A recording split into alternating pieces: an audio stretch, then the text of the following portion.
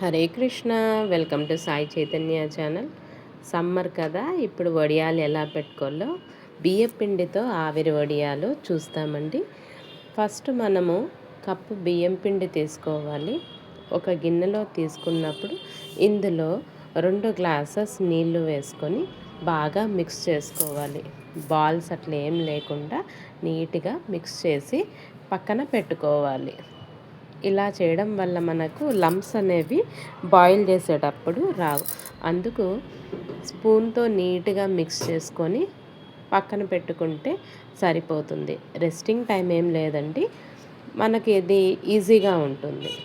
Next ఇంకొక గిన్నెలో మనం ఏ గ్లాస్తో మెజర్ చేసామో బియ్యపిండి అదే గ్లాస్తో 6 గ్లాసెస్ వాటర్ తీసుకొని బాయిల్ చేయాలి.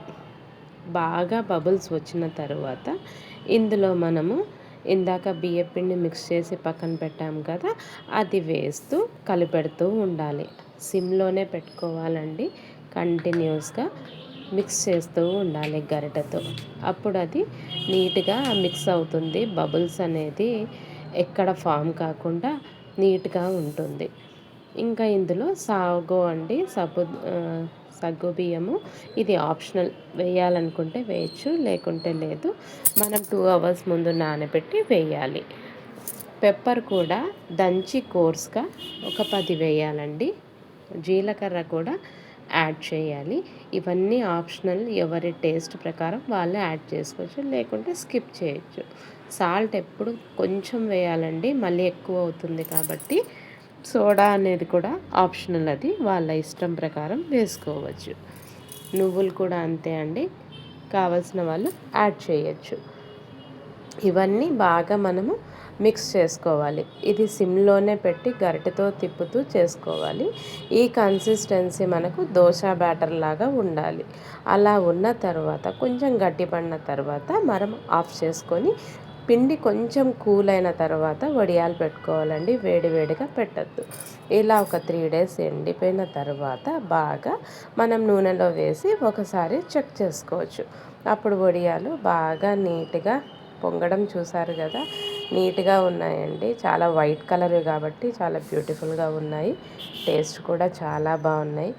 ఇవి ఈజీగా కూడా చేసుకోవచ్చు. ఈ బియ్యపిండి వడియాలు మనము ఎలా చేసినామో ఇందులో సెకండ్ వేరియేషన్ మనము ఇంకొకటి ట్రై చేస్తామండి. ఇది క్యారెట్ వడియాలు. ఈ క్యారెట్ వడియాలు, క్యారెట్ మనకు ఎంత కావాలో రిక్వైర్మెంట్ బట్టి బాయిల్ చేసుకోవాలండి. కుక్కర్లో 3 విజిల్స్. అది గ్రైండ్ చేసుకొని ఆ పేస్ట్ వేయచ్చు. మనం కలర్స్ వేస్తే అది హెల్త్కి మంచిది కాదు కాబట్టి ఆర్టిఫిషియల్ కలర్స్, ఇలా న్యాచురల్గా ఆర్గానిక్ కలర్స్ అంటే మన వెజిటబుల్స్ ద్వారా వేసుకుంటే టెక్స్చర్ బాగుంటుంది, హెల్త్కి కూడా మంచిది. అందుకు ఈ క్యారెట్ వడియాలు ఆరెంజ్ కలర్లో చాలా బాగుంటాయి. ఇవి కూడా సేమ్ ప్రాసెస్. 3 డేస్ ఎండబెట్టిన తర్వాత వడియాలు వేయించుకోవచ్చు. నెక్స్ట్ థర్డ్ వేరియేషన్ అండి, బీట్రూట్ వడియాలు. రెడ్ కలర్ బదులు మనకు న్యాచురల్గా దొరికే బీట్రూట్లో హిమోగ్లోబిన్ ఉంటుంది కదా, ఇది కూడా సేమ్ బాయిల్ చేసుకొని గ్రైండ్ చేసుకొని పేస్ట్ యాడ్ చేయాలి. ఇవన్నీ బాయిలింగ్ ఏం అవసరం లేదండి, ఆల్రెడీ అయ్యింది కాబట్టి డైరెక్ట్గా మనం వడియాల పిండిలో జాయిన్ చేసుకొని బాగా మిక్స్ చేసుకొని గరిటెతో పెట్టాలి. వడియాలు కొంచెం మందంగా పెడితే మనకు డ్రై అయిన తర్వాత బాగా ఉంటాయి. మరీ పతలాగా పెట్టద్దండి. పెద్ద గరిటెతో నీట్గా ఒక ఫుల్ స్పూన్ పెట్టేయండి. ఇది కూడా 3 డేస్ బాగా డ్రై అయిన తర్వాత బీట్రూట్ వడియాలు చేసుకోవచ్చు. వెరీ ఈజీగా 3 టెక్స్చర్స్లో మనం చేసుకున్నాం కదండి. బియ్యపిండి, క్యారెట్ అండ్ బీట్రూట్ వడియాలు చాలా బాగుంటాయి. ఇది ఈజీగా చేసుకోవచ్చు. పిల్లలకైతే చాలా బాగా నచ్చుతాయి. ఇది మనము మార్నింగ్ అండ్ ఈవినింగ్ వడియాల పేపర్లలో పెడితే ఇంకా ఈజీగా ఉంటాయండి. మనం వాటర్ వేసే పని లేదు, డైరెక్ట్గా తీసేయచ్చు.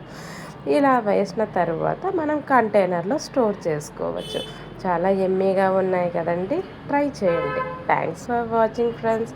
హరే కృష్ణ.